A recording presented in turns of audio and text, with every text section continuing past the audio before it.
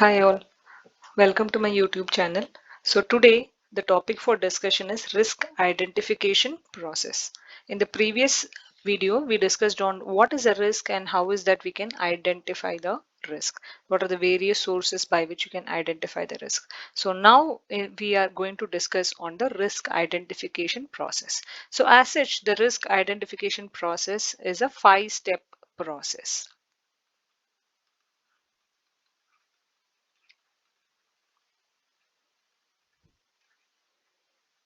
So it involves 5 steps. So in this video, we are going to discuss as to what are the 5 steps, how is that we can implement the 5 steps in the organization. So step one, identify the assets of the organization. So in an organization, there are broadly various kinds of assets. What are those kind of assets that we have? You can have people, you have procedures, you have data and information, you can have hardware, software, other networking elements. So broadly, you can classify the assets in the organization under these categories. So in any organization, first you have to identify what are the various or assets the organization have. So the first one is people. Who are people? People will be your own employees, it can be contracted employees, outsourced vendors, customers. So those are the people who are in the organization. So identify those people. How do you identify? By the way of attributes and characteristics, identify by way of their position, their employee ID, their location. So you can identify people. What are the various procedures, policies in the organization? What are the various functions in the organization? So you can identify the procedure. Data and information. What are the various data or information that is being dealt with by the organization? Hardware and software, core processes of the organization or core elements of the organization, as well as the networking elements. So identify these in the organization by way of hardwares. You can identify by way of physical location, by the type of vendor or the asset type. So in this case, you have to broadly classify all the assets in the organization. So that is the first step of risk identification process. What these assets do, these assets help to achieve the business objective of the organization. So first of all, broadly identify what are the assets that are available in the organization. Now moving to step 2.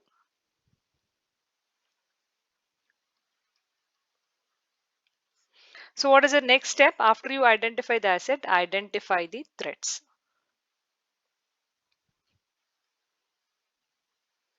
Identify the threats. Now what is a threat? So before identifying the threats the assets faces, you should be aware as to what is a threat. So you have to understand it together with vulnerability.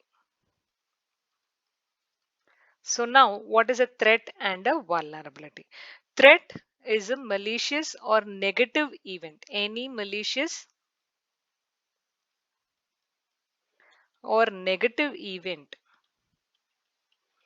that can exploit the vulnerability. When I say exploit, it is making use of it or making advantage of a vulnerability. Now, what is a vulnerability? Vulnerability is a weakness in a system, or you can call it as any flaw, any loophole that can be made use by the hackers or the attackers to cause a threat to the organization. For example, a vulnerability can be a weaker password. You have a password, but the password is not stronger. It is a weaker password. It is like a default password. So which is a vulnerability, a weakness in the system. The threat can be what? Since a password is very easy to crack, you expose the data for unintentional disclosure. Unnecessary disclosure of sensitive information can be the threat. So because of a vulnerability, there can be a threat. Another example, for example, you have the users in the organization, you have your own employees of the organization who is not aware of the security policy.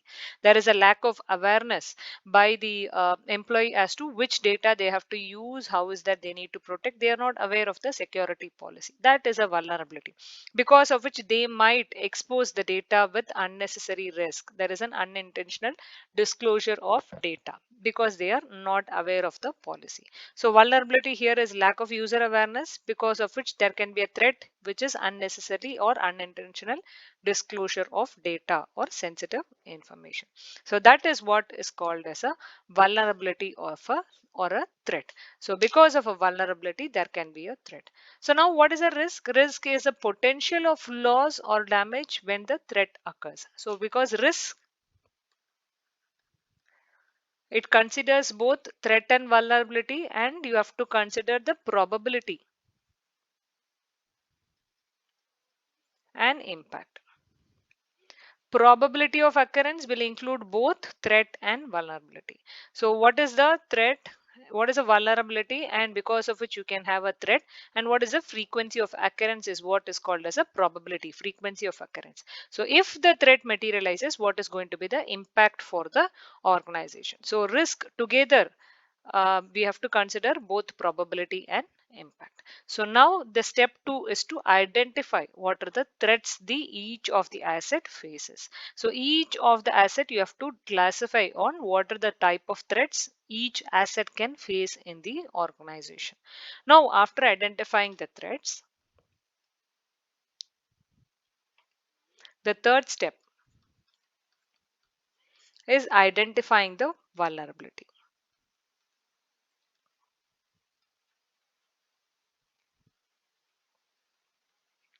Identifying the vulnerability, as I just explained, for each asset of the organization, each asset gets exposed to the vulnerability. For each assets based on their category, try to jot down the weaknesses the asset is exposed to. So that is what is a vulnerability. So for each vulnerability, you should have a control in place. If you don't have a control in place, there will be threat. So you have to identify what are the assets, what are the vulnerability the asset faces, and after you identify the vulnerability, put proper controls in place so that the vulnerability is not getting exploited. Then if you don't have a control, you will have a threat. So the step number 3 is identifying the vulnerabilities. Then on, as I told, step 4, what are the controls that are available? So identify the existing controls in place. So now that you have identified the vulnerability, what is that you have to put in as a control? Control is a stopper so that you don't expose the asset to a threat. You stop there and analyze what is the weakness in the system and try to block it. How is that you can block it? By way of having controls through policies, through procedures, or there can be technical or logical controls. Access control system, you can have mandatory access controls, discretionary access control systems. Yeah, various policies. There is physical controls, logical controls that you put in place. There are various controls each of the asset has to go through to reduce the risk or reduce the threat it is being exposed to. So identify what are the existing controls that are available to block or to reduce the vulnerability for each of the assets of the organization. So after step 4, so first step we identified what are the assets. Second step, we identify what are the threats the assets are exposed to.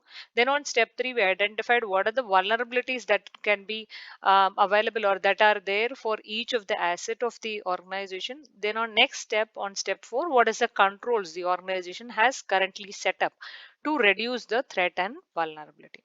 Now, after on identifying these things, the step 5